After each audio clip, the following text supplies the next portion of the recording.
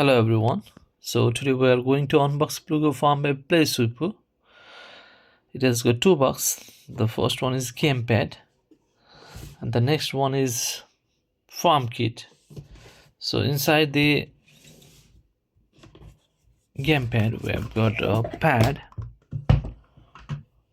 It's a pad where we place the farm base and we place the mobile or tablet over here. So this one is gamepad.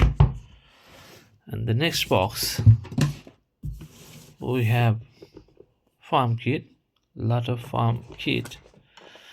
We have the first one is farm base, which we place on the game pad, and the next we have got basket, food, different crops, tractor, harvester, tank.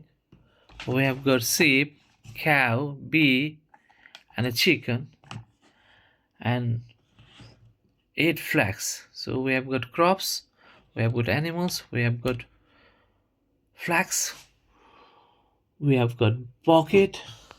Okay, so and farm base in this box. Thank you.